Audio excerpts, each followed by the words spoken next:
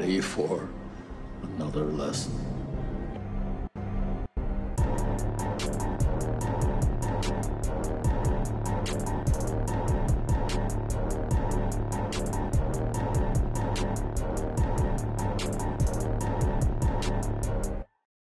What's up, everybody? Welcome to episode number 7 of Back Row Banter. Lucky number 7. Episode number 7 of Back Row Banter. The casual movie talk? Is that just what we're gonna classify it as? I think we just call it just casual. Casual. We don't say anything else. It's just, not even movie just talk? Casual. Just casual. Your casual podcast. That's the description. I should say who I am first. I am your host, Adam Schwartz. Joining me today was the Humble Brag Master's Degree guy. Yeah, I had a new names. You got a new one? I got fucking love it, I man. got new names, yeah. Oh, so this it. week, or for The foreseeable future. yeah, for a little while at least, we're gonna be the Rev. Because I had to get ordained this week to officiate your someone's buddy's wedding. Yeah. All So right. I am Well, now a minister. let's restart that. Congratulations on that. Yeah, so that's really what the wedding's going to be about, is my achievement to becoming a minister. That's incredible. That's rather a than them. little speech. Yeah. We'll have to talk about that journey later. Yeah, it was really long to the website, and then a lot of typing. And by that I mean Well, it's a good thing you're good at that. like two or three words. But yeah, that's the new one. So, all right, I'll restart that. Joining me today is the Rev, There we go. Nathaniel Gingrich. What do you think? Should it be the Rev? Should it be the Reverend? minister? Should it be the The priest? ordained. No, I'm cool with the Rev. The I Rev. like the Alright. Rev. The Rev, Nathaniel Gingrich. What's up, everyone? Good to be back. Also joining us is my boss. Well, still my boss, but I guess we're not. Are we changing that too? I don't have a new one for myself, so I didn't. Mr. Lake House himself, Hey, Tyler Cabin in the Dallas. Woods. Yeah, Cabin hey, in great the movie. Woods. I love that How was movie. your trip? It was good. Yeah. Yeah, it was really good. It was relaxing. Good to see fam. Yeah. So, For those of you who don't know, Tyler has a lake house in Southern Illinois and spent a few days there. and it's the best place on earth. How long were you there? We went down Thursday night after Carolia got done with work. So, Is Two nights? yeah. Thursday night, Friday Yeah, night, Saturday night. So, but yeah. it a lake house or is it a cabin? Because lake house makes it sound like you like hunt people for sport. Or like, I don't know. To be honest.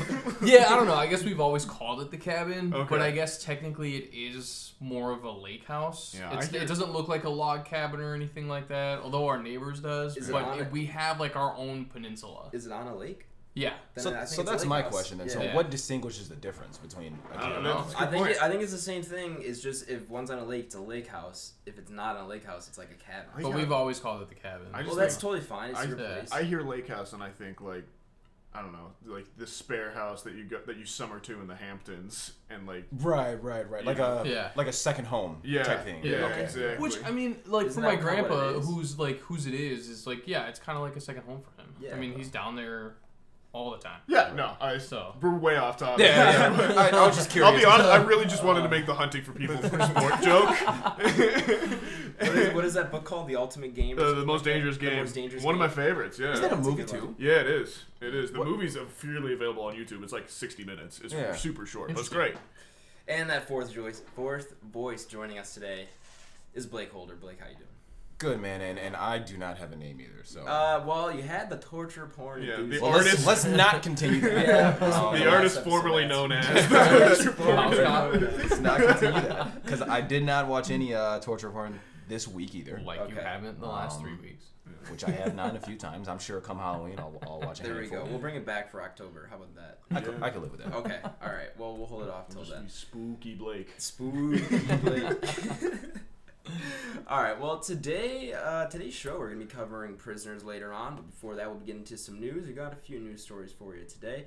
We'll get you your new to streaming, which spoiler is gonna be basically the same as last week. I'll get to that in a second too. And then that's kind of we've got a lot of what we're watching. I guess Nathaniel apparently is on a movie grind. I had some time off work, so we went deep on the what we're watching this week. Sure, It was really very fun. So yeah. Alrighty, well, let's get right into it. Our first news story, it's a breaking news story, a Back Row Banter exclusive. Back Row story. Banter update. Back Row, yeah. Well, first, we're the one breaking this news. Nathaniel and my brother have made peace. Yeah, we now have 2 brothers that I like in the Schwartzy household. Yes. So Was it face to face? Did you guys like battle? No, I don't think they've ever spoken. Did you rap battle? we hugged it out actually. Interesting. Yeah, after the rap battle. Via After Zoom the rap. with masks, of course. Yeah. Perfect. Well, no, actually, it was just 2 of those like inflatable dinosaur masks. Ah. Actually, mine was a Stay Puft Marshmallow Man. So you were like in a quarantine suit. Yeah, yeah. Perfect. Yeah. Still never seen him. His face was covered the whole time. Well, okay. Anyway, Scott, my brother, has been texting me a little bit. He's been listening to the podcast, and he's like, I really agree with Nathaniel's opinions, and Yeah, so this is the one that the first week coined the term humble brag master's degree guy. That's the other one. Okay, that's the other brother. Well, maybe he and I are fighting now. We'll see. Why? I don't know, just because I want to fight one Oh, brother. you want me to fight one brother. I have a sister too. She's younger though, so that might be unless a little you hard. just want to fight Adam. Yeah, well, we fight Adam all the time. Yeah, that's true. I do. That's true. Yeah. But yeah, my brother was listening to the podcast. He's like, I really agree with Nathaniel's opinions. Besides Heath Ledger. Oh yeah, it was the Heath Ledger thing. Yeah, it was the Heath Ledger thing. And so I sent a screenshot of my text messages to our group chat, and Nathaniel's like, "It's okay, I love him now." And so all is well. Yeah. There's peace. Beef squashed. Beef Growth. squashed. The Yeah. duality of a man. Who knows? 7 episodes in. Yeah, but we are recording our hot takes episode next, and you might say something that pisses him off. True. Probably. Probably will. Hopefully. Next week we'll have another back row update. Yeah, we'll have We it back. will. Yeah, maybe we'll have another breaking news story. But our next news story: AMC theaters and Universal collapsing theatrical window to 17 days in unprecedented pack. So basically, that was a weird headline to read, but AMC theaters and Universal had a little bit of beef going because Universal was like, hey, we've made a lot of money going straight to VOD with Trolls World Tour because they get basically 100% of that profit of the $20 to rent. They basically made more money than if they had a traditional theater opening with it, and so they're like, we might just do this in the future. AMC was like, all right, if you're going to do that, we're not going to show your movies at all in our theaters, which is a huge cut to them if they want to do theatrical releases. Right. So they kind of made up a little bit. They came up with a solution for the foreseeable future, at least in these pandemic days. We'll see if that changes after that. But there is going to be a 17-day release window. 3 weekends is what they're calling it basically, for AMC to have the movies in the theaters. And then after that, it will stay in the theaters, I believe, and then it will also be coming to VOD. Which they haven't announced prices or anything like that. I'm assuming it's going to stick with a $20 price area where all the VOD movies have been so far. This is like quarantine's been going on. I reckon it'll depend on the film. Yeah, that too, for sure. So kind of a weird 2020 little business deal going on there, but Yeah. I'm glad they finally came to some kind of agreement. I'm glad we're kind of seeing what movie releases are going to look like in the future because it's been up in the air since all this has started. I think this is really interesting, and it's what's cool about it is it sets a precedent because this argument of will movies eventually just only be VOD has been around for a few years now. And there has been movies that released at the same time, particularly smaller films, indie films, and that kind of thing. So something like A King of Staten Island or Blind Spotting or something like that. Yeah. And I think this is cool that they're like, hey, we'll give you 3 weeks. In theaters, or 3 weekends, I should say, that's basically what they and then said, you can basically go have at it. But I saw also on here that they were going to have a particular emphasis on Universal's Focus Features, which is their kind of independent arm that they operate. So I think that's really cool if they get more of those. If this allows more of those guys to kind of get out there and get their name out there more, particularly with next year. I think the studio system is really going to be struggling with the kind of downturn that they've had to have this year. It'll be really cool to see kind of those indie films too. I mean, next year's just going to be Kid in a Candy Store anyways, because I think there's so many movies coming out. Because they're all delayed. Back. Yeah. Yeah. Well, I should say whenever we are able to go back to theaters again, fully. Which I think will be sooner than we think, almost. I reckon beginning of the year. I think maybe December. I think December. I think by next year we'll start to slowly get it back because I'm more and more optimistic that we'll get back to it as I see vaccines and stuff like that saying that we can see them by end of this year and early next year. So we'll see. But I think next year, because so much stuff has been pushed back, I think will be definitely a good year. I think at some point though there is going to be a gap where this time period that nothing's been in production, we will see area. Well, I don't know that it's. Maybe that'll be a time where more of these kind of independent features that folks might have been working on, like a lot of animation or something like that, Sure. that's not necessarily needed in a full set or something like that. You might see more of those films kind of come out in that gap too. We'll see. Could be interesting, but We'll see. The future is coming. I was going to say the future is bright, but the future is now. The future. It might not be bright. It is coming. Yeah, The future is on the way. If there's anything 2020 has taught us, it's the future is not that. The future probably not bright. is on the way. Yeah, it's coming. Well, also related to these theater openings is Tenet to open overseas in late August, followed by select U.S. cities over Labor Day. So basically, Warner Bros. Has said, hey, August 26th, we're releasing Tenet around the world, overseas in theaters that are open on August 26th. And then as far as U.S. goes, theaters that are open are going to be able to show it anywhere else. Basically not going to be able to see it until, I'm assuming, they put it on VOD or you get a theater open near you. But they're basically not going to push it back anymore. They're looking to just release this pretty soon. And August 26th, I believe, is the release date they gave for that for overseas. Which I still think depends, again, on what happens in the next 2.5 weeks, too. Yeah, it's very hard to say. It's going to be August 26th in 70 other countries, and then it's select U.S. cities September 3rd, in advance of the long Labor Day weekend. And that is before the big headline of the story was that it's before big cities like LA and New York have reopened their theaters, which are pretty big markets, especially LA for movies. So it's going to be a weird opening. I'm curious to see how this does fiscally, because overseas markets are huge, obviously, but if you don't have LA, if you don't have New York, if you don't have Chicago, these are big markets that you're missing, and I'm interested to see how much money Tenet ends up making. I'm sure they've got the calculus down, and they've kind of figured what the hits they can take. Yeah. They must not be worried too much about piracy too. I think they may be leaning a lot on kind of like what we talked about last week, which is that Nolan films a lot of times that Nolan's core audience will go see this in a theater whenever it comes out, no matter where. And I think at this point it's become Tenet is like the one moviegoers are gonna go see once theaters open up. Just kind of as like a unifying thing, saying, hey, we want to support movie theaters. I think people will start going out and seeing it. So hopefully the release goes well. I don't want it to flop by any means. I mean, I like Nolan's stuff, and I don't want theaters to hurt or anything like that. I think even if this is the worst opening Nolan's ever had, he's not like he's not gonna get another movie. Oh yeah, I'm not saying that. I'm just saying this. You want to see it do well. Yeah, it's just it came out. Everything that's happened with it is there's really no good solution that they can find. Sure. And it sucks because I want to see this movie. It looks really good. Yeah. It looks like a different kind of Inception that he's got going on, and I'm really excited for it. But we'll see when I'll actually be able to see it.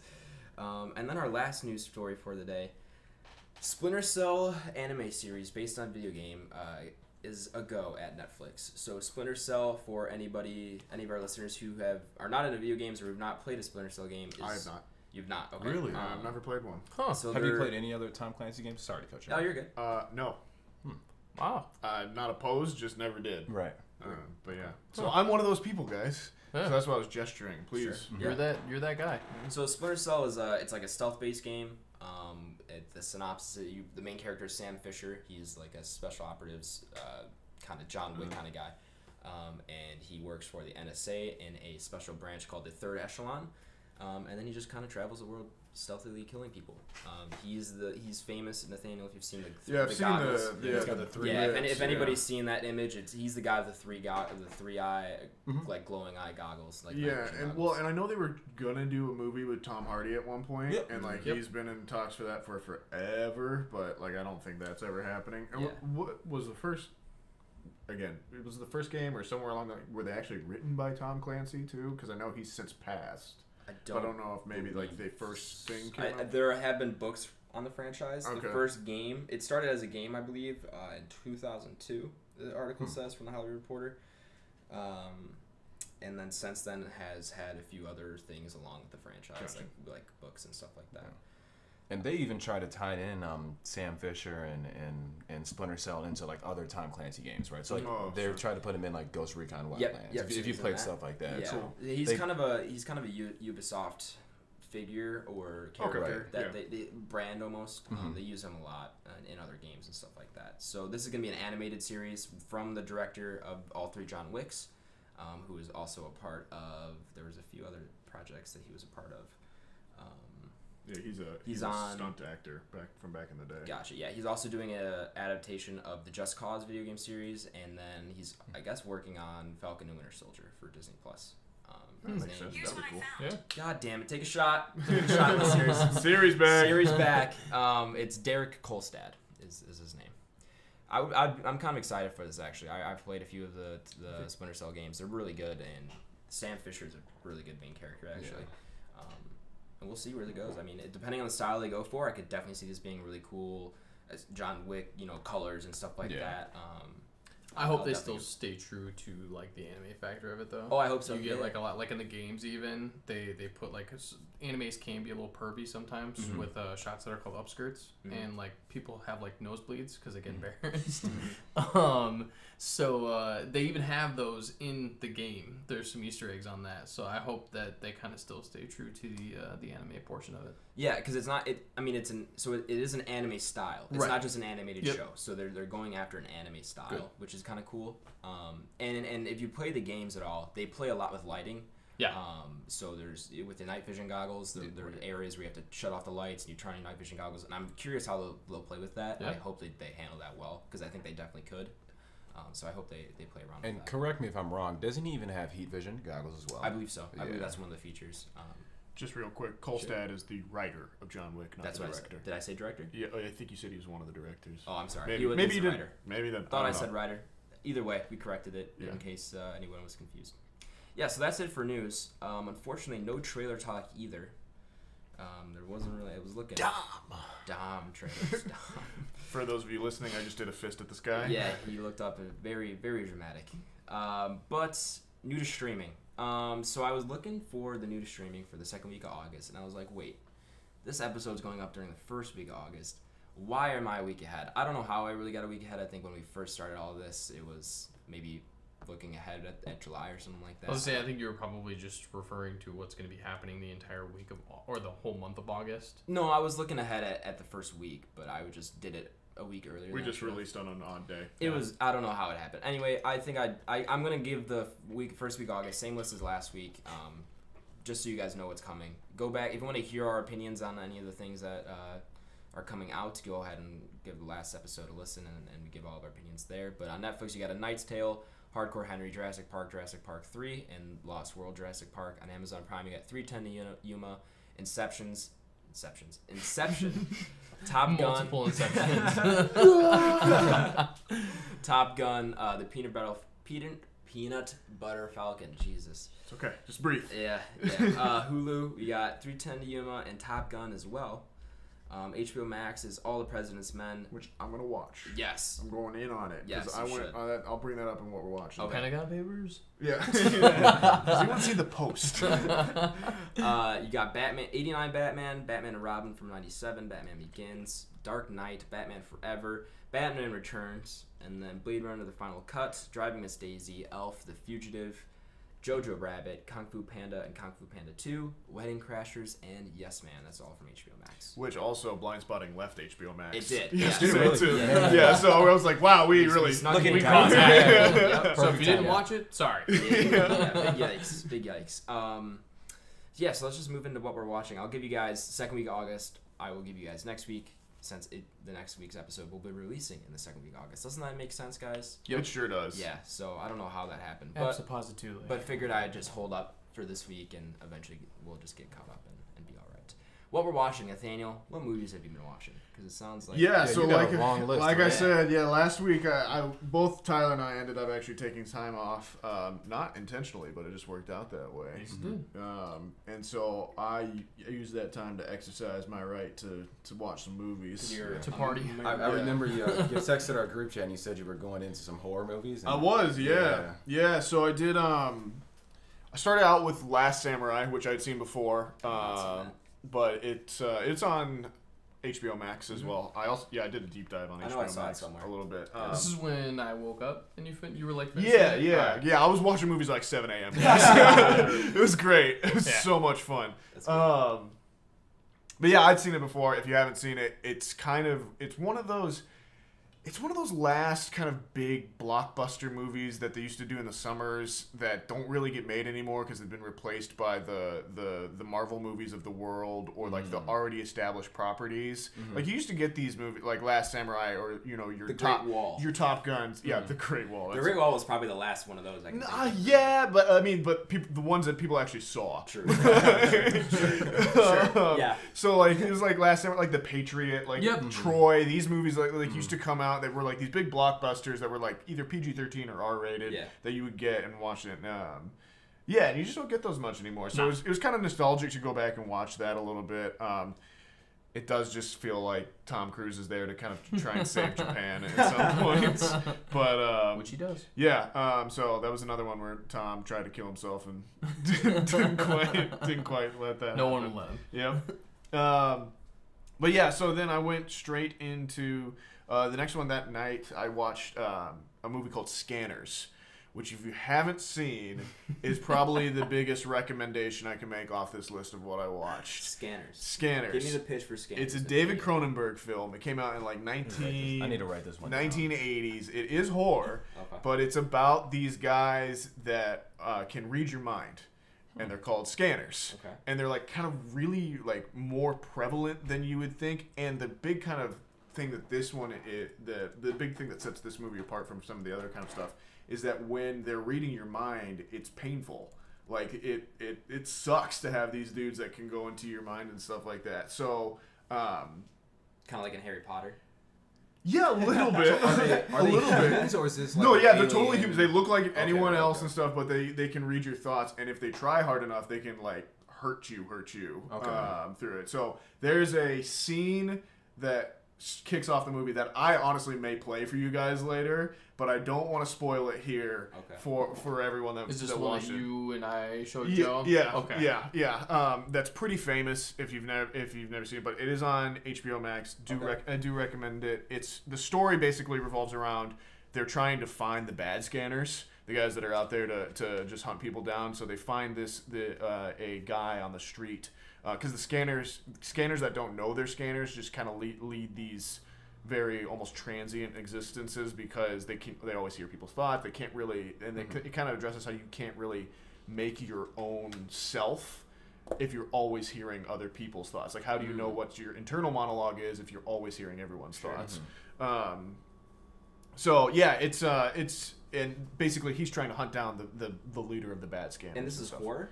It is horror, yeah. Or is it more of a thriller? Because I just the way you're describing it, I don't know how it's more horror, but I'm curious. It's definitely, I would say, more horror. Okay. It's Green Room-esque, but there is more horror elements to it. Okay. So I just put this one on IMDb.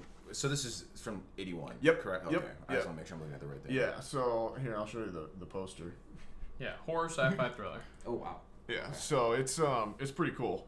But I really enjoyed it. If you like Cronenberg, you'll kind of know what you're getting into. It's definitely a little bit more graphic, but it's pretty cool.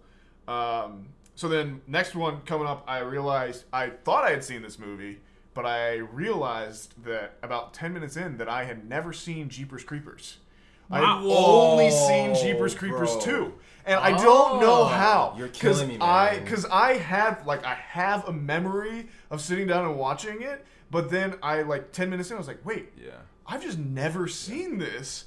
Never seen either. And I would probably go on a limb to say that I think most just casual viewers probably get them mixed up. To the point where he's like, I've probably seen both of them. And I think I had a friend describe it to me or something like that before I saw it, and I'd seen clips of it because I think they might do a flashback or two in Jeepers Creepers 2. I think they do. They do. There's a ton of flashbacks. Yeah, so I think that's probably why it was too. But yeah, so I realized because I just threw it on. I was like, I'll just it was like Last Samurai, I'll just throw on something I've seen before, chill. But yeah, I was like, oh okay, fun surprise. Yeah.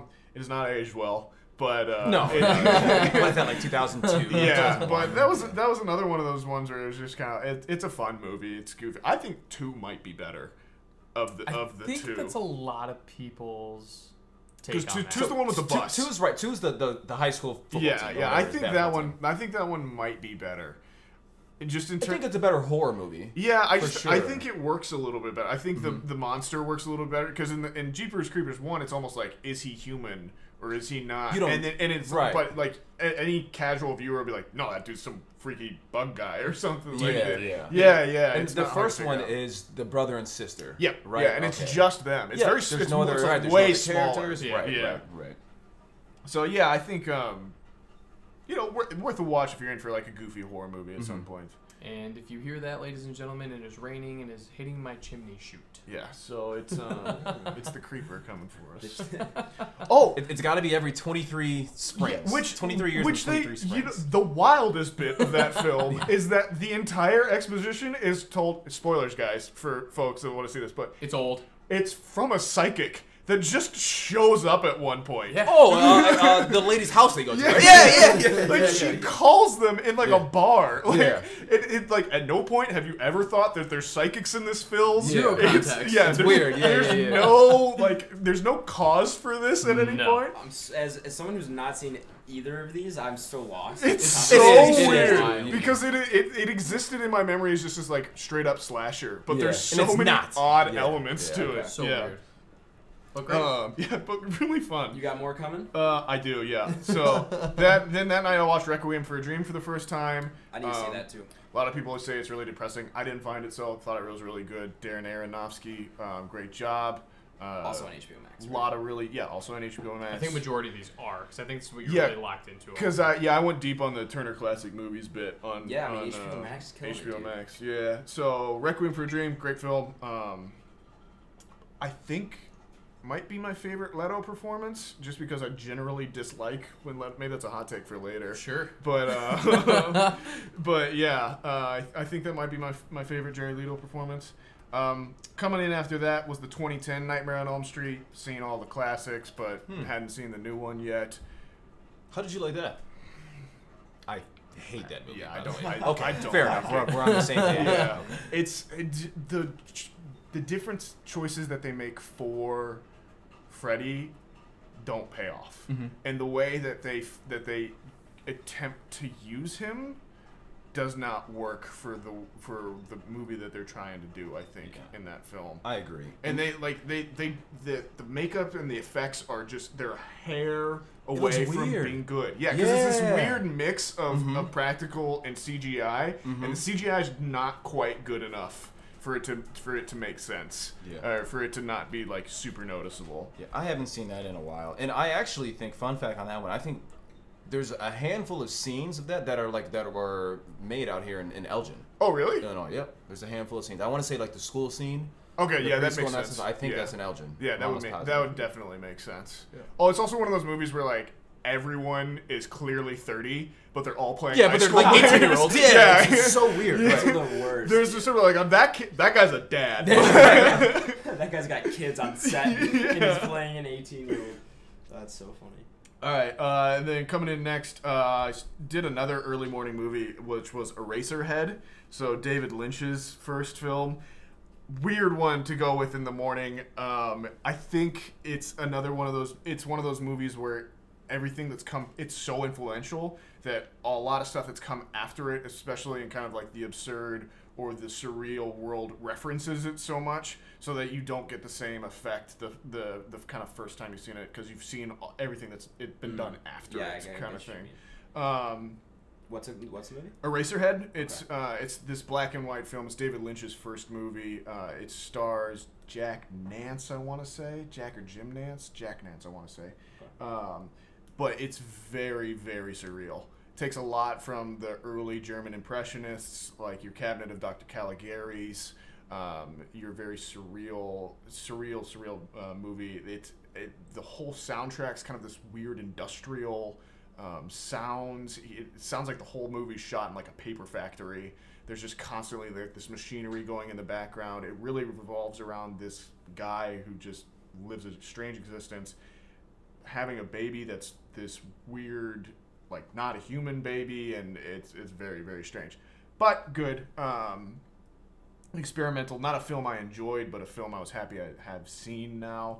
Overall, maybe give it a different watch when I was in a different vibe. Then that day I also watched I think that was my watch of Prisoners. Okay. And then, Well, because I walked in on Eraserhead. And I'm Yeah. like, this is the wildest thing I've ever seen in my entire life. yeah. Tyler wasn't here for most of these, by the way. Yeah, Eraserhead is odd. It's very odd. Yeah. From what I saw, it's short too. Yeah, it's like an hour 20. Yeah. Yeah, it's So. yeah. Yeah.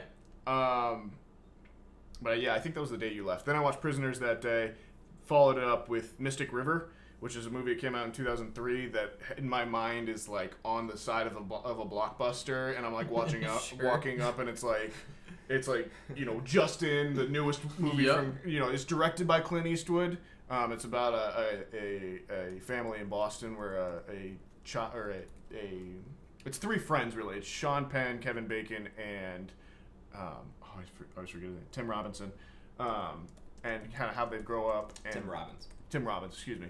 Sorry, Tim. And then one of their daughters is murdered, and then kind of how they go off of that and what all that entails. Good. Can tell it came out in 2003. Mm-hmm. It's very Clint Eastwood-y.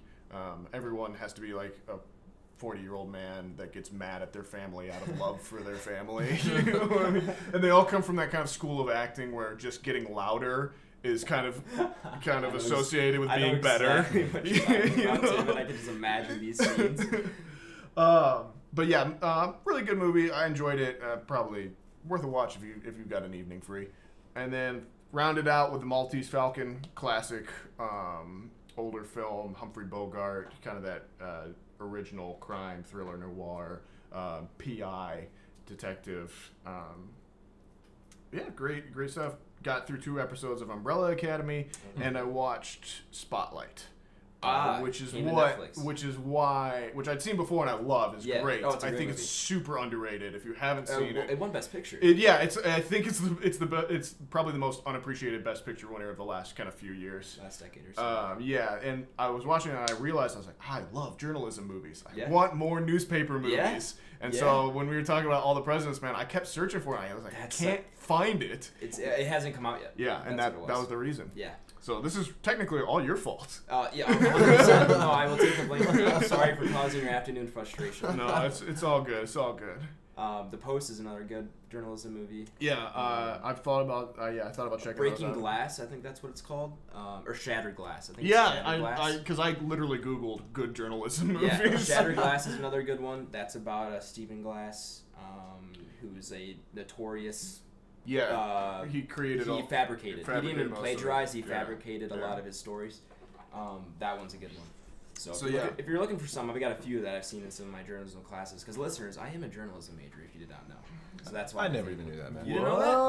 Whoa, this guy. Journalism and poli-sci, baby. Oh man. I'll give you all your journalism recommendations. That should be Nathaniel. So yeah, I think I might do a deep dive on journalism movies next. I'm also thinking about going back through the OG Nightmare on Elm Street. Ooh, I haven't seen those in a long time. Yeah, because they're all on HBO, and they okay. got like all of them there too. So I might go back on that. Nice. But yeah, that's what I've been watching, guys. Like I said, wow. Well, Really enough of that.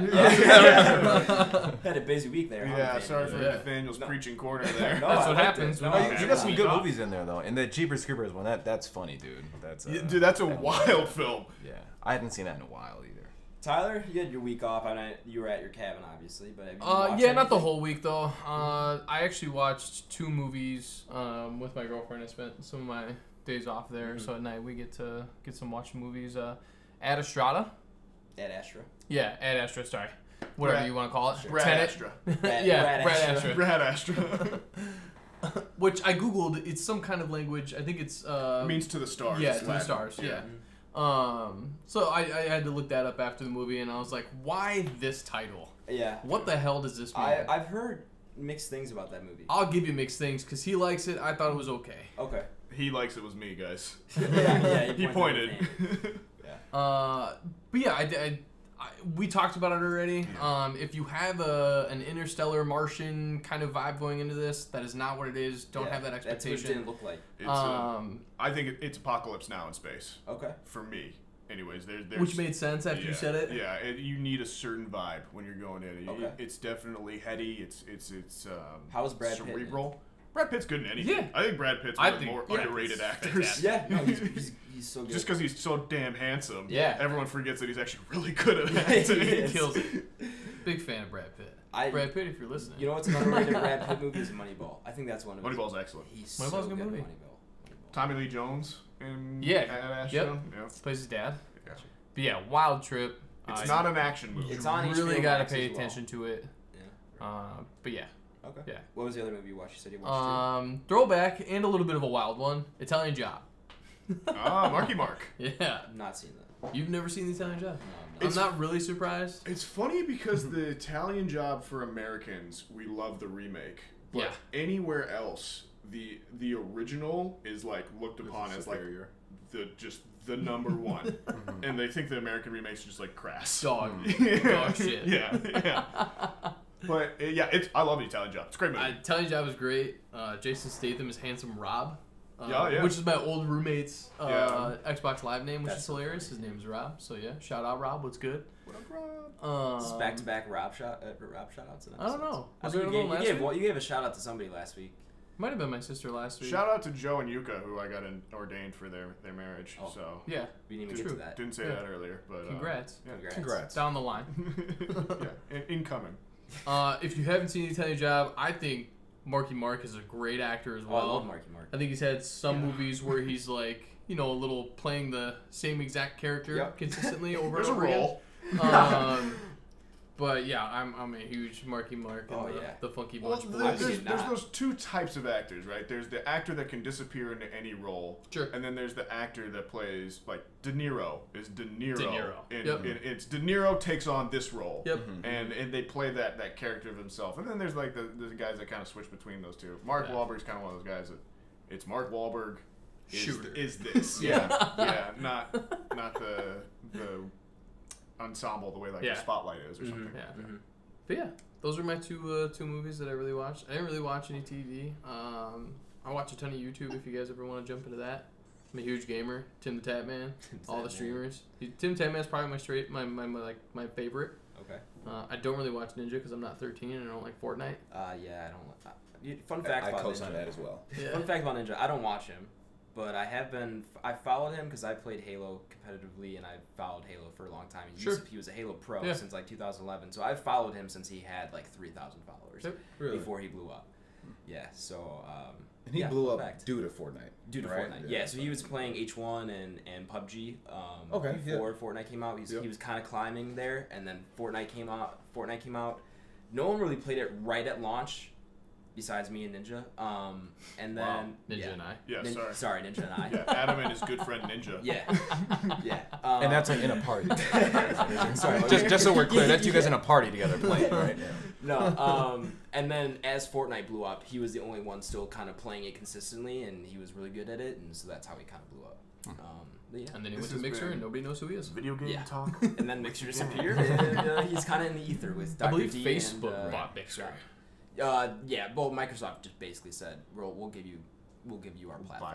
Yeah, well, they just gave it to Facebook Gaming because they were like, we're done. And now I see a ton more gaming on my Facebook, and I'm like, I don't want to watch any of you. I don't go on Facebook. You're not old enough. Yeah. Blake, you said you haven't been watching much, right? Not much, man. I'm gonna try and watch a shit ton of YouTube. Yeah, what you been watching on YouTube? Give me those recommendations. So that's interesting. Sure. So a lot of video game stuff. Obviously, I'm a huge Rainbow Six Siege player. Yep. So I've been watching a ton of Get Flinged. Yeah. Peer to Go Pete, all those types of guys. But ironically, I've gone into like a deep dive of like big cats recently in terms of like lions, tigers, leopards. Big cats. Big cats. Yeah, right. And I'm intrigued. and I've learned so much just like off YouTube the past week on these just animals. documentaries on like big cats. Are you going like full Tiger King on us? Yeah. I didn't really like Tiger King, to be honest. Yeah, I'm gonna be honest. I think it was a little overhyped. Yeah, It was good. The first two yeah. episodes were good. 3 through 5 were like okay for me. And I think that's part of me because I probably cared way more of learning about like an actual tiger opposed to this woman's story. True. Yeah, tiger. I mean, nature's fascinating. Yeah, I'm with but you on that. I've learned a shit ton. So I mean, just kind of a few cool takeaways from that. So I learned that cheetahs cannot roar.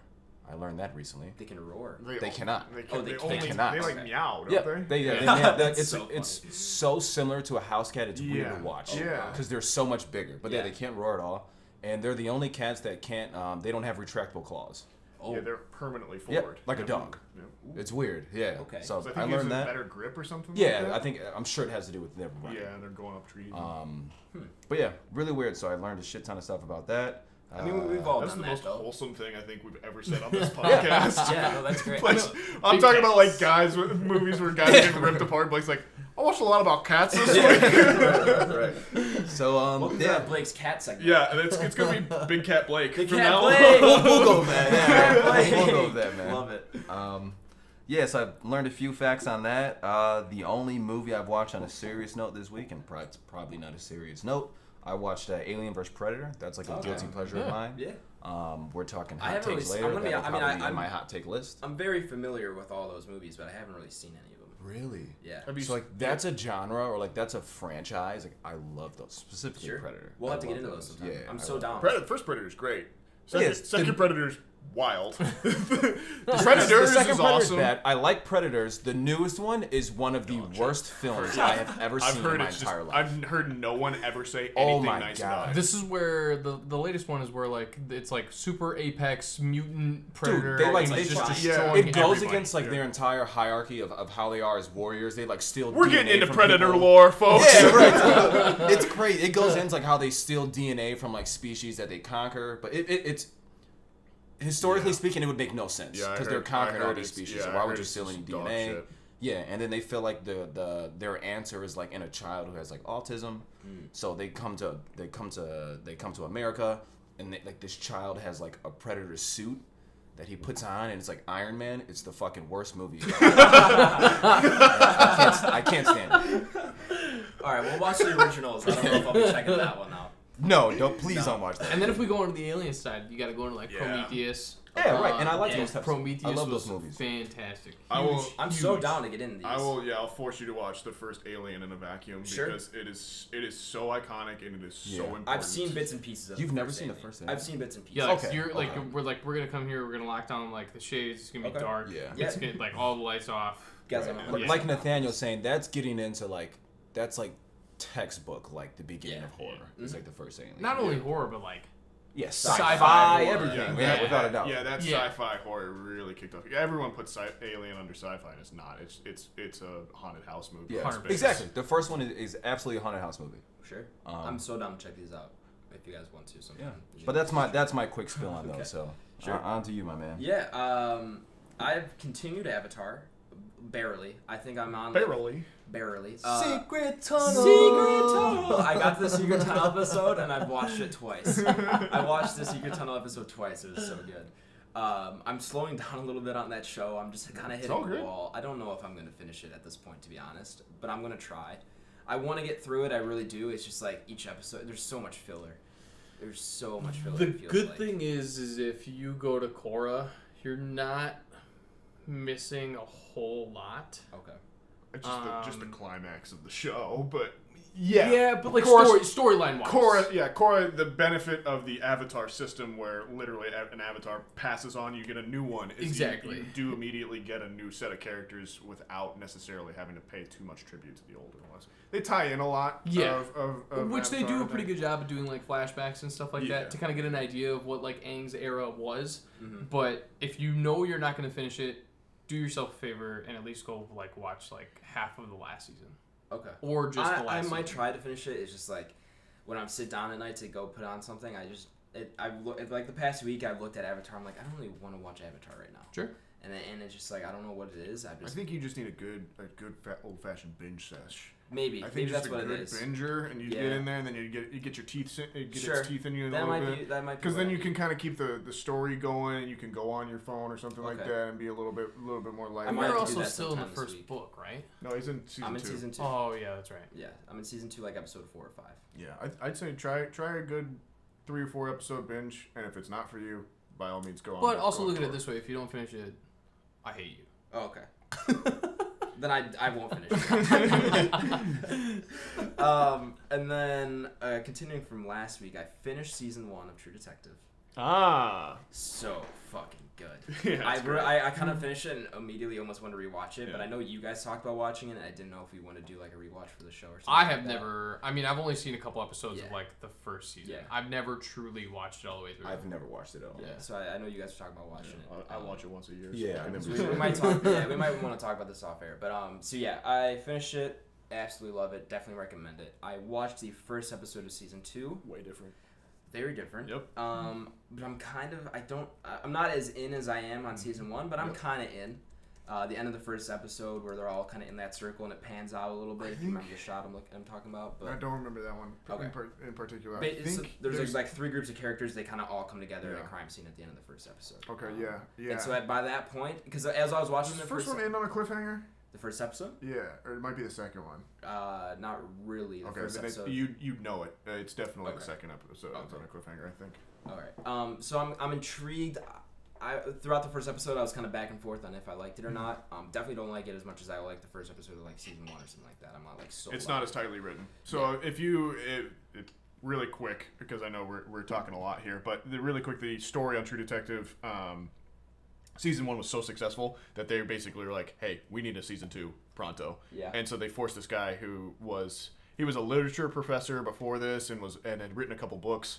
He'd spent a lot of time on the first season, and they were like, we need season 2, and he had to write it really quickly. I still think it's really good. There's a lot of elements that work. They're a little bit harder to find, and it is a very different tone. Yeah, It's like 70s exploitation, very pulpy stuff. But there's I think it's episode like 3 or 4 that I was like, okay, I'm in. Okay. Like I'm back in on this stuff, and then it just kind of takes off from there. Yeah, I think I might continue with it.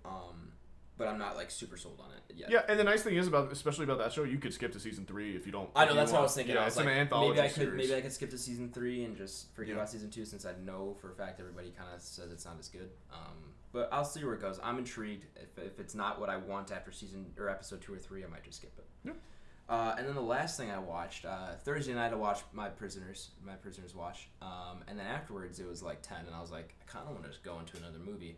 So as I'm scrolling through my streaming services, I spot Dallas Buyers Club, and I'm like, the McConaissance is on, baby. That's right. And so, because season 1 of True Detective with McConaughey, I was like, sure, keep it going. Put that on. I liked it overall. I remember when it came out, it was pretty hyped up and got a few Oscar noms. I don't really know if I would say it was like, it's not like the best movie I've ever seen by any means. It's generally the roles. Yeah. It's very people good always acting. talk about McConaughey and Leto. Yes. I didn't even know that was Jared Leto until more than halfway through the movie. Sure. Where I was like, I saw him. It was not even until there's a scene where he goes to visits his dad, and he dresses up in a suit, and I was like, wait, that's Jared Leto because he had his hair slicked back, almost Sure. like the Joker. And I looked it up, and I was like, holy crap! And that the fact that I didn't know that so far in the movie just kind of attested the kind of performance he gave for that, and he was really good. And so was McConaughey, and their character development over the movie was really, really good. The story was kind of I felt like the doctor character Eve was. Is that Jennifer Garner? Yeah. She was kind of all over the place for the most part. So it wasn't, like I said, not the best movie I've ever seen, but overall I enjoyed it and love McConaughey. So yeah, that's kind of all I watched this week. Are we ready to get into the main segment? I think so. I'm in. Let's do it. All right, Nathaniel, are you taking this one? Yeah, I will. All right, sure. So we are doing this week. Prisoners, baby. Denny V. Old Denny V's back Old again. Denny V back Yes, again. if you missed the last episode he was on, go back and listen to Arrivals. Arrivals. Arrival. Oof. I We read. got a lot of plurals in this episode, ladies. It was one of those things where I read Prisoners Right. and just threw the S right on the end there. Plenty of inceptions. Yes. So many Lots of exceptions. inceptions. Occasionally there'll be an arrival. But yeah, so 2013 it came out. I remember this movie. I've kind of told the story on the podcast before. I saw it on a day where I saw 5 movies in a theater for a class, and I just tried to stay in the theater all day and see if people gave me weird looks. It was really weird. It was a psychology experiment. It's fine, but yeah, it blew me away. I went into this with such crazy expectations, or for like such low expectations. I just remember being like, "This is the most uncomfortable movie I've seen in a long time." But storyline. Have we talked about kind of what the segment breakdown is going to be yet? I guess not. Not yet. We can. So yeah, we're going to introduce the kind of review segment here. I'll do the IMDb summary, kind of talk about the director and the cast a little bit. We'll give our first reactions, whether or not we would recommend this film, and then from then on, it will be spoiler tags. So spoiler warning at that point. We'll make it very clear. We'll talk we'll talk a little bit about the rest of the plot, which we are going to spoil, and then we'll give our final thoughts on the movies, and then see where it ranks on the entropy list. Yep. So, heading over to the IMDb summary page, it says when Keller Dovers, who's played by Hugh Jackman. When Keller Dover's daughter and her friend go missing, he takes matters into his own hands as the police pursue multiple leads and the pressure mounts. That's a good synopsis. Yeah, it's pretty much the kind of setup is Keller, who is played by Hugh Jackman, and goes over with his family on Thanksgiving to Terrence Howard's house, who is his best friend from high school, and at some point during the day, the girls decide to head out to play. Both of the families have 2 children, an older set, which Terrence Howard has a girl, Hugh Jackman has a boy, and then they have 2 younger daughters as well. The 2 younger daughters head out to play, and they go missing. Well, they head out to go back and. They go back to go to Hugh Jackman's house. Yes, they head back to go back to like down the street. Yeah, very, very close. The movie starts with them kind of walking to Terrence Howard's house, so you get a very good sense of how far this is and where this area takes place. And then they go missing, and the lead detective is played by Jake Gyllenhaal, Detective Loki. Yep. Which is a great name. Yeah, which you definitely sticks out in your mind. And then they're supported by Paul Dano, who plays kind of the main suspect, and Melissa Leo, who plays his aunt, his adopted aunt. And yeah, kind of goes on from there. I don't know. I don't want to go too much more. I feel like I think once you go past that, you're really going to get into kind of spoilers. Yeah, exactly. That is a pretty short segment there in the Now, beginning, all 3 of you had seen this before this, right? Yes. Correct. This was my first watch, as per usual with these Yeah, movies. it seems to go. But this is on HBO Max, by the way, guys. As of now. It could pull a blind spotting me gone tomorrow. True. So Well, it'll at least probably be there at least a month. Yeah, it'll be here. It'll be there for a bit, hopefully. So yeah, I can give my initial impressions. Overall, I liked it. Okay. But I was not blown away. Wow. Yeah, you guys, because I don't know. You guys talked about it. Do you think we hyped it too much? Maybe a little bit. That can skew things, though. Sure. But I mean, you guys hyped up Arrival, and I had high expectations for Arrival, and Denny V knocked it out of the park for me. So I don't know what it was about this movie. I think the main thing is I don't want to say that. I want to say that for spoilers. Okay. But yeah, I mean, I liked it overall. I think it's definitely a good movie. Definitely solid, but it didn't blow me away as I was expecting. Would you recommend it? 100%. Okay. Yep, I would recommend this, especially if you have HBO Max. It's a little bit long on the longer side, at like 2 hours and close to 2.5. Yeah. But I think it's a good draw out, and I think it overall. Yeah, there's never a part where I felt like the plot this is dragging or anything like that. No. I will challenge you on that and spoilers. Fair enough. Yeah, I mean, if we're just kind of going straight on that, I'd definitely recommend for me. This is up there for me. I have this higher than Arrival for me personally. It's more my style of movie. It's definitely a thriller, crime suspense. I think the performances in this are above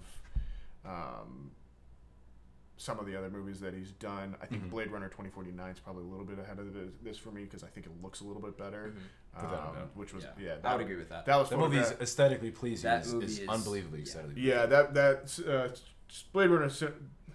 Blade Runner 2049 was the cinematographer on that is Roger Deakins, who's kind of famous for being probably the best cinematographer of all time. Yeah. That doesn't surprise me. I wasn't aware of that, but that doesn't surprise me. Yeah, and the way he photographs that film is just incredible. Yeah, but this is actually shot really well too. I love the setting of this movie. It is the location. It's like in very it's Erie, Pennsylvania. Yeah. It's perfect. And I love the it's like the fall. Time. The set. It's fall. It starts on Thanksgiving. Yeah. It starts on Thanksgiving, and then it kind of goes there. It rains all the time. Mm-hmm. It's just that shitty November weather that no one likes to address. Yeah. Because we're all thinking about Thanksgiving and being together and being warm and all this stuff, but it's just outside just sucks. Yeah.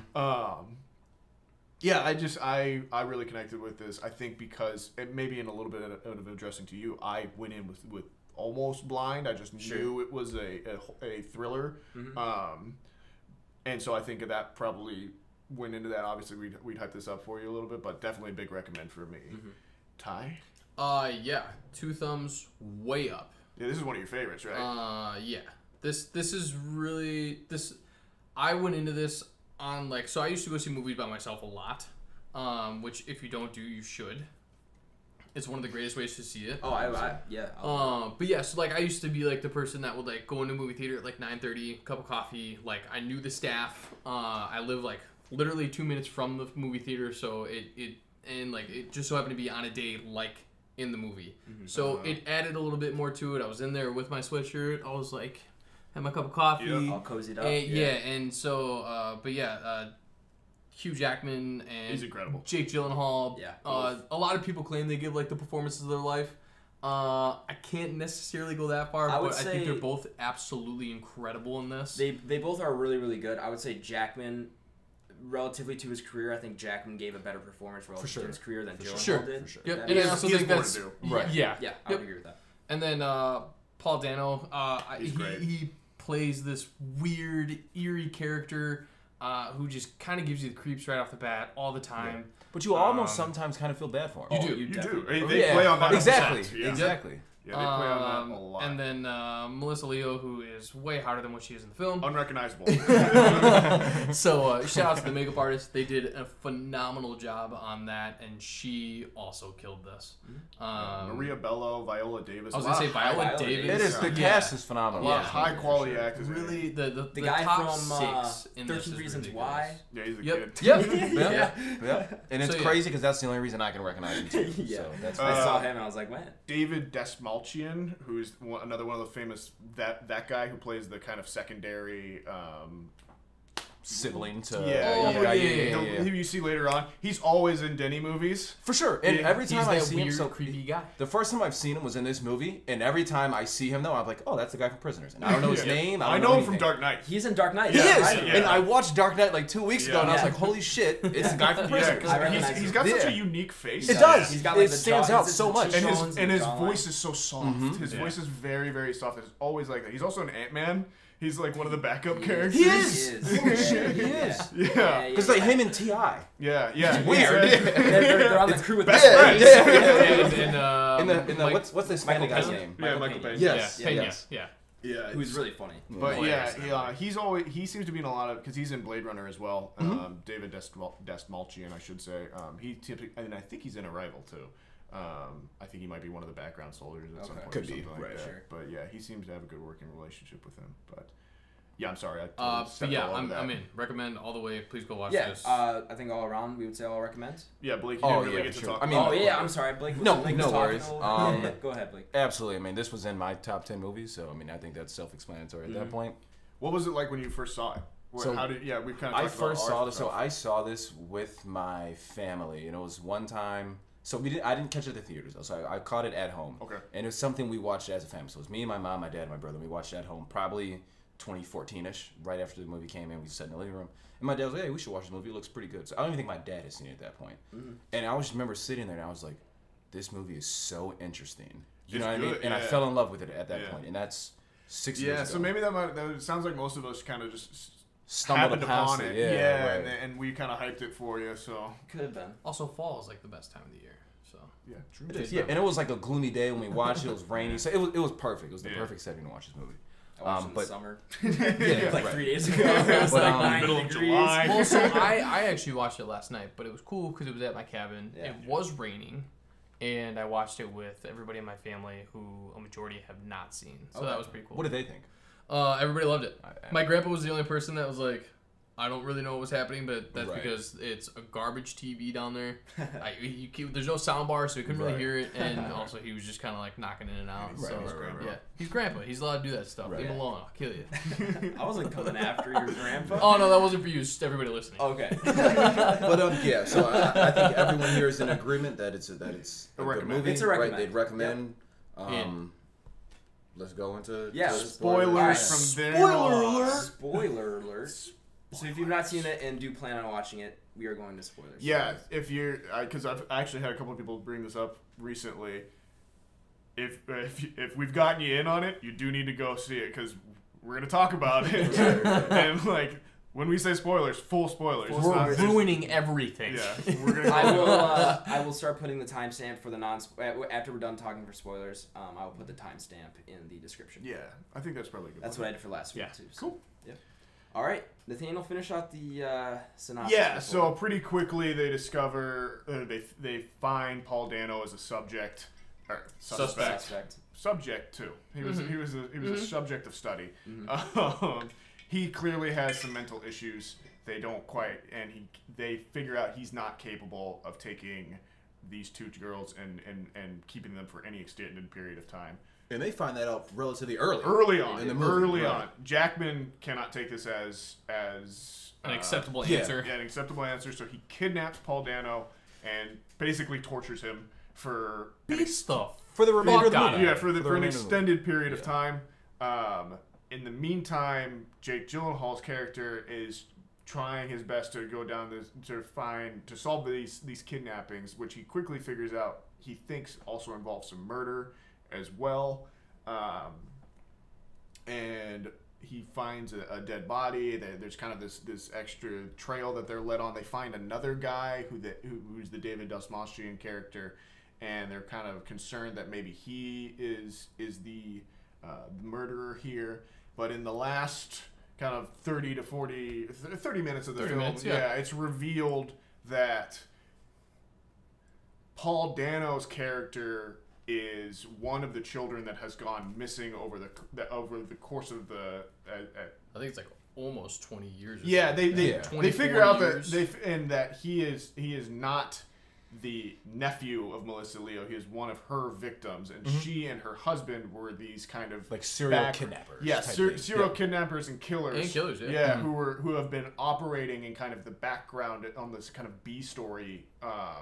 That or no B one ever plot. really Right. Yeah, that her husband is then that's been ran going off. through the film. Yeah, exactly. So the body that Gyllenhaal's character finds earlier is the dead husband, and she's continued his work because they work together because I believe their child died early on. So they Cancer, I think. Yeah, they turn their back on God and decide to start killing kids. Wage a war, as Yeah, they put it, yeah. on God And to steal kids from other families. The kind of climax of the film is very reminiscent of a movie called The Vanishing, or it falls into that classic trope of the villain has some sort of device and the hero needs to, and this device impairs the hero enough, but the only way that the hero can find out a bit of information is if he uses the device. So she basically says, here's a drink, you drink that, and I'll tell you where your daughter is. what happened to your daughter.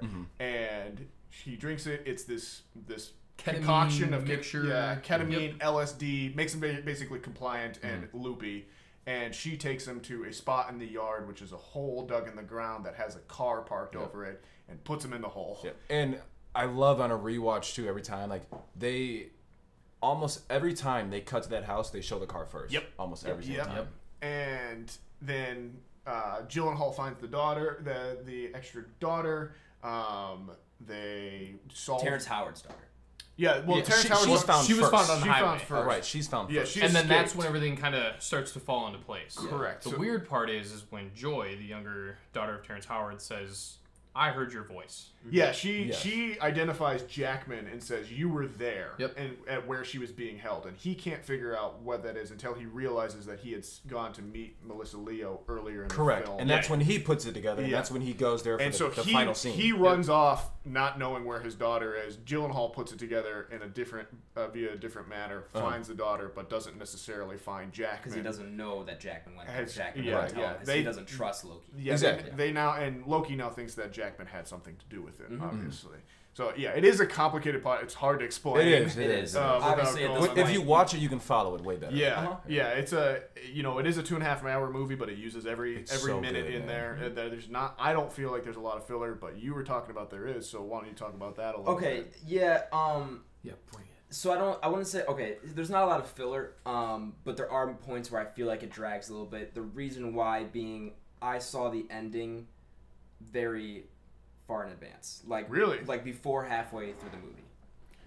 So I connected the dead body in the basement to the grandma very early on. Okay. And I saw the necklace I saw the dead body's necklace, and then when she said my husband went missing and everything like that, I put it all together.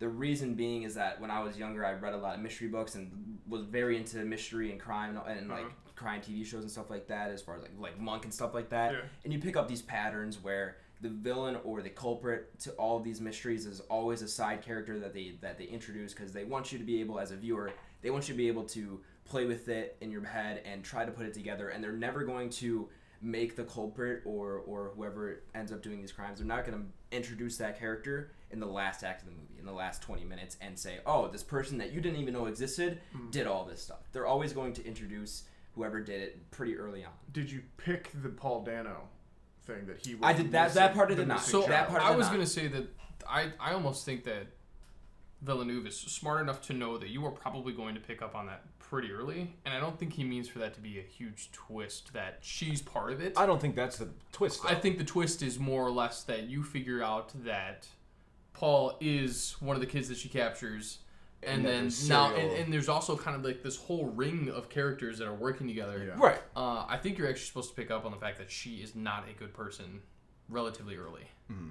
Yes, but I don't know. It just, for me, I was connecting pieces before the characters were, and so for me that just made watching these characters try to connect the pieces a little bit frustrating, because it was like, I know this I saw this grandma, and sure. I know she said her husband's missing. Oh, her husband was found in a dead basement, and the priest said, oh, he was killing a bunch of children. Okay, so this guy was probably behind something. Yeah. Someone connected it. I think probably doing something. I think what's going on here is or I should say, a reading of the film is that the mystery is not the main point. The subject is the descent of one man who is burning and burdened with this idea, and how far he will go to. At what extent will one go? Right? Yeah. How far are you going to go to save your family? Right. Yeah. So I actually put that down. It's the ability that this movie makes to consistently ask yourself, what would you do in this situation to do anything for your family? Right. And see Hugh Jackman go through that process, but also see these other characters, see it from a different point of view is incredible. And I think at one point, Hugh Jackman even says that to Jake Gyllenhaal, how far do you go? Yeah, like, how far would you go? Or I don't know what the quote was, you know what I mean? And I think the smart thing the film does is you never identify with Keller. He's always just kind of one step too far away from. It's like, from I feel normal. you, man. You've in met a bad those situation. people. Yeah, you've met those people in your life that are like him, but he's always just one step a little bit too far through. I know, because I can see where you would identify with. So you almost feel like you're in Terrence Howard's shoes, pretty consistently. Yes. In the fact that I kind of have to tell, I'm sitting next to my girlfriend, and I was like, I'd have to tell her if Nathaniel snapped, and I'd have to tell her what was going through his head, right, and that he captured somebody, right, and then I could see myself going through all that, and it's funny because they try to make Keller as relatable as possible from the beginning of this movie. Yeah. He's saying the Lord's Prayer while teaching his kid how to hunt.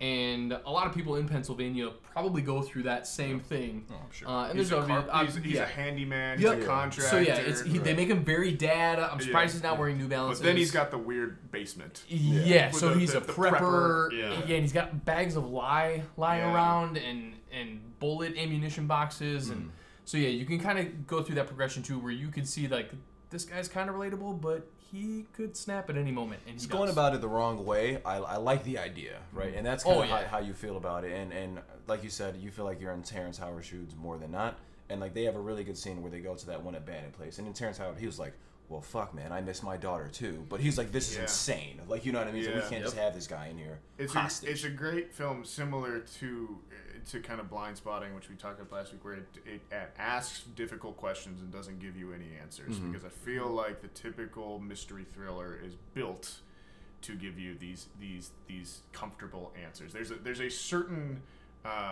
safety and kind of achievement in watching these thrillers. You kind of get some satisfaction. Yeah, I think the engagement with it, with the mystery thriller, like you've talked about, that kind of putting the puzzle together and stuff like that. There's an action in that is satisfying, and for this film to kind of take that and go, well, that's not the point. The point is how these events that come into your lives and change them so suddenly don't have easy answers, and that they will continue to haunt you far after that. They're the little whistle in the wind at night. That's what you hear out there. Or they're the maze. Right. Yeah. Exactly. Which is the main kind of image of the movie, and the necklace that the Melissa's husband, who is dead, he's wearing a medallion. It's a maze, and they find this book where it has nothing to do with mazes. And the girls even have to do a puzzle book full of mazes before they can go free. Yeah. But the final maze can't be solved. Correct. Right. Yeah. I don't have enough to say except the fact that it's awesome. Yeah. So you guys talked a lot about Keller as like being a father and stuff like that, and I feel like the movie tries to paint him as he talks a lot about how he was supposed to be the one that protects his daughter and stuff like that, and I just don't feel like they did enough before they presented that idea to show me that Keller was that person. Because he talks about how he's like, I was supposed to protect her. She's out there. She thinks I'm supposed to be protecting her. I'm like, I don't get this vibe. I don't get we're at that point in the movie. I did not get that vibe from Keller that he was the all protector. Like he didn't have that goal in mind. It kind of just presents you with it as the scene was happening. I'm just like, well, I don't really get that vibe from him as like someone who's out to protect his family. Like they didn't really set that up very well, in my opinion. Okay. Yeah. I didn't see that, and so maybe because I missed some of that I missed some of the points you guys were talking about how far you would go. Because as you guys are talking, I agree with all those points. As you guys are talking about this, like I agree that it's about humanity. How far would you go for someone in your family, someone you care about? I agree with all that stuff. I just didn't see it. I just didn't think it was set up as well as maybe you guys did. Fair enough. Yeah, I gotta talk about the torture scene. Sure. Like the shower. Any of it. Like something about Denis Villeneuve. He has a way of photographing violence that is very strange, but he also has ways of like torturing people that are just. You wouldn't think of them normally. Like they're a little bit out there. No, but they're so realistic. I know, right? It's something that you could actually feasibly do. Yeah. So for those of us, if anyone's listening at this point that has not seen this movie or anything, Keller at one point locks Paul Dano he boards up a shower and then rigs the shower. The hot water heater rigs the hot come out as scalding hot or freezing ice cold. And then we'll just ask him questions and just turn it on and then turn it back off again, and there's only one pipe between him and Paul Dano's character, and that's the only thing that you see. So you just see like the inside of the and that's how you can. I like that image too, because that's how you know what water's coming out, right? Because yes, when it's the warm water, when it's the hot water, you can see like the steam come out. Yeah, and he just screams. There's like an antagonizing scream every time. Paul Dano's. Yeah, horrifying. It's almost hard to watch. I felt so bad for him. It is. It is. Yeah. It's not that. It's just that gritty, that grimy, realistic violence that just gets under your skin a little bit. He's so ferocious too. Swelling on his face. Yeah. Oh my god. Yeah. Oh, there's that great bit where Viola Davis comes to visit him, and they keep his face out of frame for as long as they possibly can, and then they cut back to him, and he's just horrific. So I'm actually glad you brought up the shower scene too, because I did like a very brief Google search after this on like water torture, and of course there's like waterboarding and stuff like that. Yeah, it's big, but like in the cartel. Yeah, but there was actually a time, like I think it was like 100 years before showers became like domesticated, that they used them as like a form of insanity therapy. So there's a theory where when you're crazy or insane, that your brain is inflamed. So they put you under cool water to stop that inflammation, and it's potentially supposed to make you more sane. And so I like got into that, and I was like, this is wild as shit. But yeah, so I thought that was pretty cool. I don't know if Villeneuve had anything to go in there with that, but it was cool to kind of see anyways. Yeah. So that is dope. the movie definitely makes you uncomfortable in a lot of scenes. Yeah. It does that very well. It's a very mobile film. Yeah.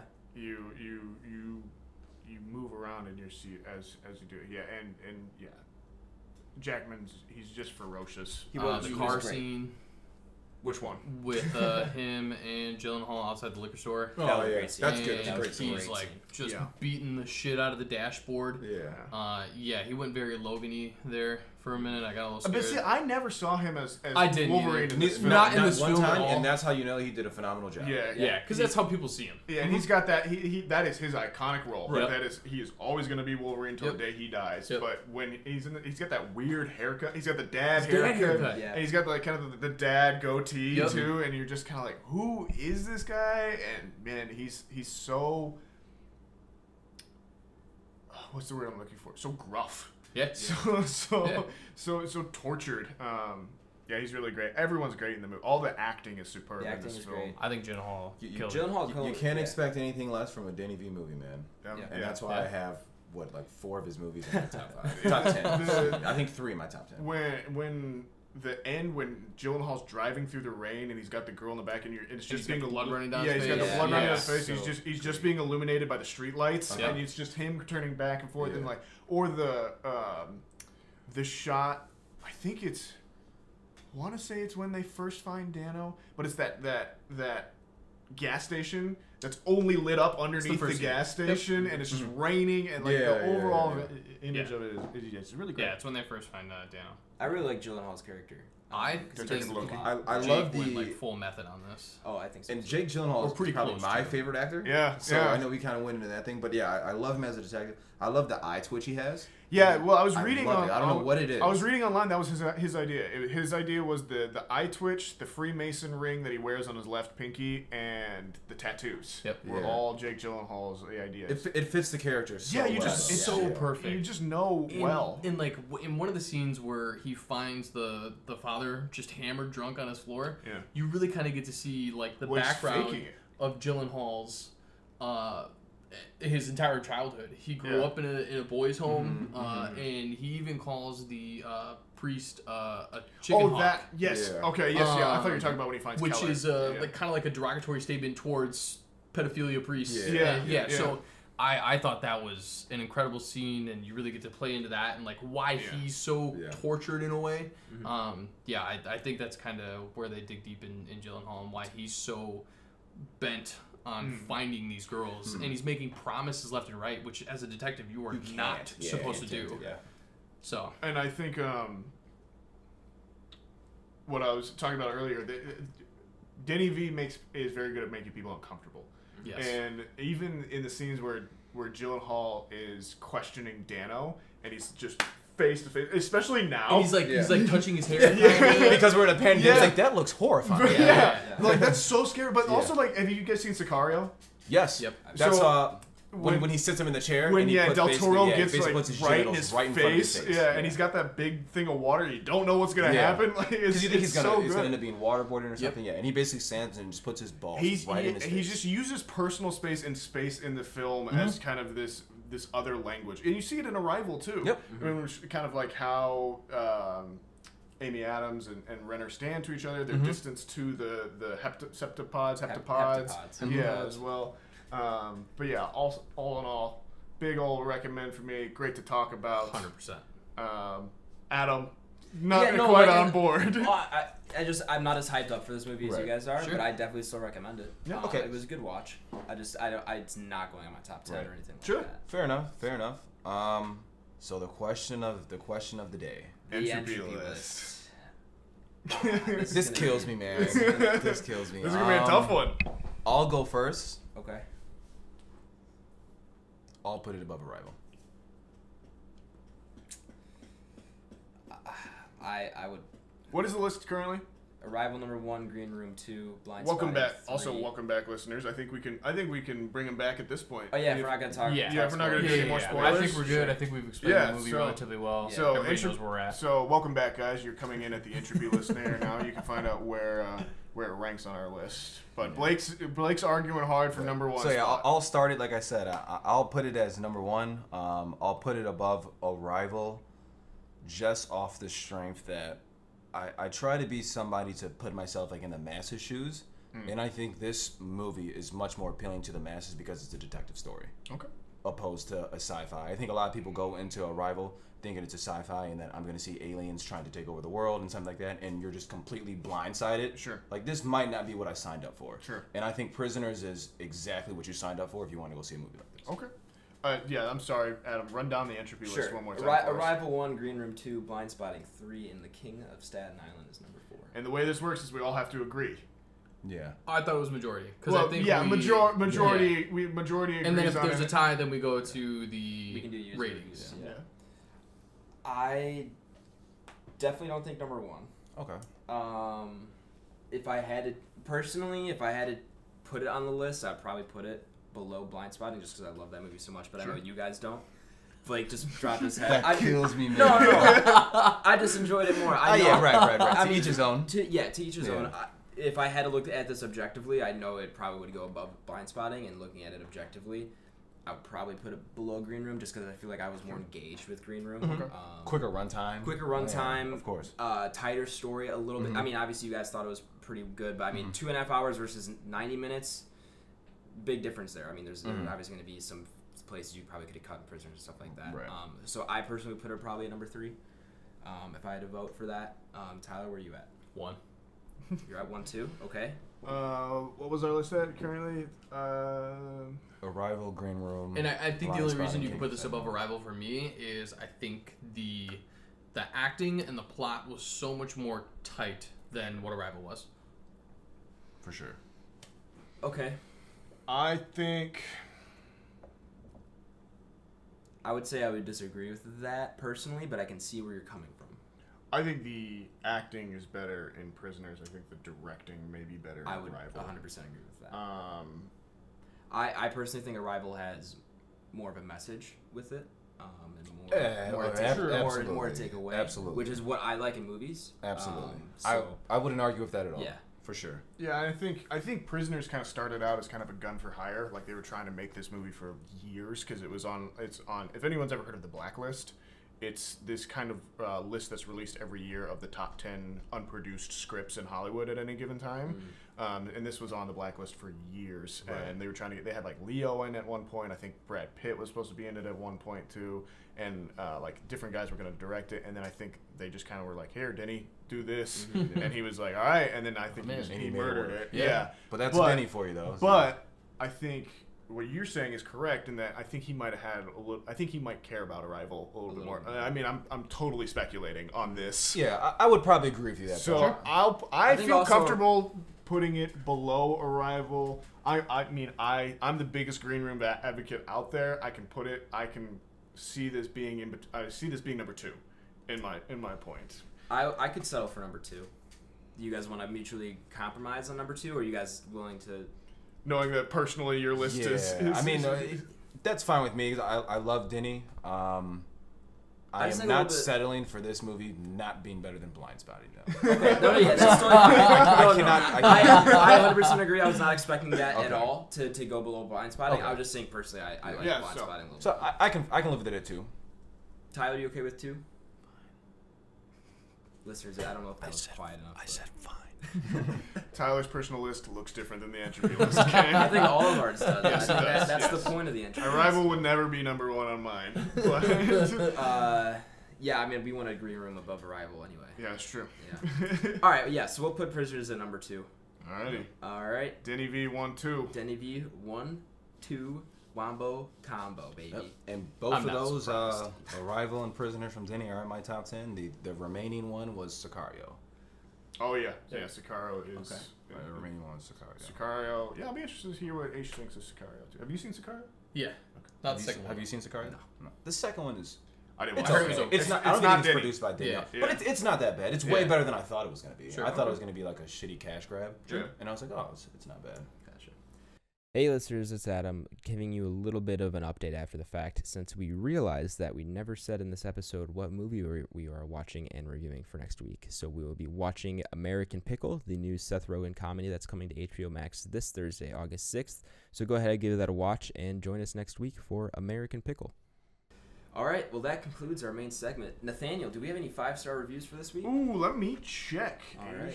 You may have to Give it a pad for little time. check. Yeah, I we always can forget pause. this. That's all right. Hey, did you watch? I'll pause. You don't have to. I mean, if you want to like get stuff for like Sure, yeah, the end. we can fill her if you want. Did you watch Never Ending Story? Yeah, I did. I'm sorry, there's another one. What we're watching. I watched Neverending Story. Sorry, gang. Yeah. That was on HBO Max, too. That was one of the last. It's gone now, but that was a classic. I realized I don't remember the end of that movie either. It's a great movie. It goes really meta. It's It really does. odd. It is very weird. Yeah. Have you ever seen that? Mm-mm. I didn't think so. I have not. You haven't either? No. It's very like 80s. I have a buddy puppets. who is afraid, like, very afraid of Falkor, and it's the funniest thing on the face of the That is planet. funny, actually. Yeah, we're up to 15 For all reads, of you don't so know, should- Falkor is a flying Luck furry dragon whose face looks like a dog. So, This sounds great. Take that. It's like it's shot all in like Germany and stuff. It's from an very old weird. story over there. Yeah, it's wild, but It's a trip and a half. It's one of those Willow or Ooh, those I've seen Willow. Yeah. those Jim Henson era combination. What's the other one? Dark Crystal. Yeah, that's I know. Just wait. I want to get into that so bad. But yeah, it's humans with puppets and stuff like that. Gotcha. It's pretty cool. It's very cool. Yeah, it's fun for a kids movie. So we do have a new one on here. This one is from Dean Richards fan, and it says, "Love this show, 5 stars. Really enjoy listening to these guys. Watch Pan's Labyrinth and Green Room because of this podcast. Totally unrelated. Adam's dad sounds cool." So is that I'm pretty sure that's my Papa dad. Schwartzy? I'm pretty sure Papa Schwartzy that's my dropping dad. us in? That's awesome. Papa Schwartz dropping in. Quality guy. If your parents want to review our podcast and give us 5 stars, Yeah. then I will read it out for you. Yeah, my dad wants me to make a correction. It was not halfway through Greyhound that you said was a good movie. It was only a third of the way through Greyhound. He made a point of this at dinner last night. He said, just so you know, it was only a third of the way through Greyhound, not halfway that I said it was good. After that third, I was like, okay, it's okay. Just so you know. And I was like, all right, Dad, Well, I'll make the correction. That gives him more leeway. Our Yeah, boss thinks it's like the greatest movie ever created. Well, because He's high on it. yeah. Really? yeah, Joe loves it. Madison. Joe loves That is a Greyhound. surprise. He's like, you gotta watch it. I was like, I really don't want to watch He it. like rigged up the theater room at work so that we watched like a 5-minute clip of it and stuff. It's a good clip. Yeah, it was probably the best clip of the movie. Probably. But yeah, you can, if you give us a 5-star review, guys, I will read it out on the podcast. It turns out I think you can only do the 5-star review on Apple Podcasts. I believe so. I believe So too. I've had a couple people come up and talk to me about that this week. We'll try and figure out something else maybe that you could drop us a line or something like that, and I'll talk Shoot it about to it. the email. I'm Shoot- sure it's packed full of stuff. Yeah, Miles Teller. Miles Teller is blowing up the blowing us email. up, and I'm like, dude, Yeah, chill. he's just thirsty at this point. I you mean, know? he hasn't really been anything since Be mean, Whiplash, keep him so- keen. Yeah, so please do rate and review us. Please like and subscribe. Tell your Pass friends. it on. Yeah, Pass it on. share the It's really good. podcast. Pay it forward. Please, if you have a friend, a parent, that A loved one. a loved one, a not so loved one, an enemy that you think would enjoy the podcast, please. Or hate it, and you just want to play a good trick on them. Yeah. If it's your enemy and you don't, and maybe you if think they'd hate us. Maybe if you have a suspect for a crime and you want to put him in a shower and then just blast this podcast as a torture as a technique. torture technique. Yeah, that makes sense, and it gets updated every week too. So they're gonna have more ammo the you- longer we do this. We got a backlog of like 7 episodes. This now, one's for so- you, Hugh Jackman. Yeah, and Paul Dano. Yeah. Hope you're listening. Send my love. Follow us on Twitter. We are at Banter Row. On YouTube, we are at Back Row Banter. Please go and subscribe there. Even if you don't listen on YouTube, we do appreciate your subscription there. You help us get our subscribers up. And then if you want to contact us for any questions, comments, concerns, or grievances, we are at backrowbanterpod@gmail.com. Our inbox is empty besides Miles. And we would love to hear from you guys. We're also on Instagram. We're also on Instagram. I keep forgetting to add that. I probably should. What's our Instagram? It is Back Row Banter Pod. There we go. Same as the email. All Yep. right. Blake, where can the people find you at? Yeah, Letterboxd, BlakeHolder. I feel like a broken machine. I keep saying I'm gonna eventually do a review. No, you did a review. I saw it, or I saw a rating. I saw a rating. Yeah, Okay. and I said I was gonna give one for Prisoners. Blake was like, I did a not. review? Yeah, right. I did not. Because I don't even put anything. I just log that I've seen the movie. So you guys putting stars, I'm like, they did a review. The system for that is like, I get confused every time I go to log something. I was like, I don't know if I'm logging or if I'm reviewing it. And I was like, yeah, fuck it, save. Do you guys prefer a 4-star or a 5-star system? I go 10 out of 10. You like 10 out of 10? I like out of 10. You like numbers? I like the numbers. To me, there's more of it. If you're gonna go stars, I feel like you gotta go 4. Yeah? Oh. I like 4 too. Yeah. I like 5. I was a 5 stars kind of guy. I think I feel like when there's 5 stars, anything that's good, I'll just give it 4 stars every time. Sure, yeah. Unless it's like mind blowing, then I'll give it a 5. The only reason I like more, because I'm fully on board with a 10 out of 10, because I don't like a 10 out of 10. The only reason I like it is because you have so many more variants that you can put in there. See, I don't like My movie list is so big, you can't ask me to put that in all of 4 stars. You know what? It's gotta be 10 hang on, numbers I'll end at this argument least. right now. Screw Minimum. 10 out of 10, screw 5 stars. The entry list is the only way to rate movies. Attaboy. Without There a we doubt. Done. We're the only credible source out there for movies. For movie rankings? Yeah, exactly. Without a doubt. Everyone else is wrong. I'm just gonna use an entry list to rank everything I ever do. We should make a new to app movies called to video Entry games. list? TM. Don't take that. No one ever listens this far anyway. Alright, yeah, no, we need to get out of here. We're at an hour 30, people. Okay, bye. Nathaniel, where are you at? I am at Twitter and Letterboxd at NSGingrich. That is NSGingrich. And I'm also on Instagram at NathanielG92. Come say hi. Come hang out. Give him a little yurt. Give me a wee yurt. A wee little yurt. And I'll pass it on to Aishi. Go get him, kid. Oh, Tyler. Well, you started with Blake, and He then did, yeah. Oh, It I was just, weird. you know, I We was went kind of throwing backwards. around. Insta, Popcorn Tyler. Letterboxd, Popcorn. and Twitter. You can find me at Tyler Vidales, Vidales, and sometimes I Twitch. I told you guys I would try to work on it. I haven't worked on it. I was on vacation. Give me a break. No one was fighting. I just assume people are gonna fight. Oh, okay. El Trabajo 87, ELTRABAJO 87. All right, and then I am on Letterboxd at Aish. That's AYYSH. On Twitter, you can find me at mschwartzy, and I'm also on Twitch at Aish. I think that's gonna be it for today. Find us on the next episode, guys. Bitters all hot takes. Yes, we are recording a second episode. Bacon. All right, that's gonna be it for episode 7. Thank you all for listening.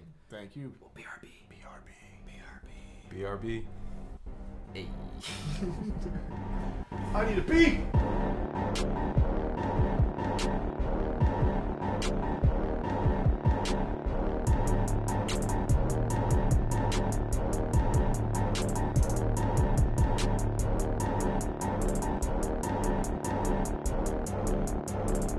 America.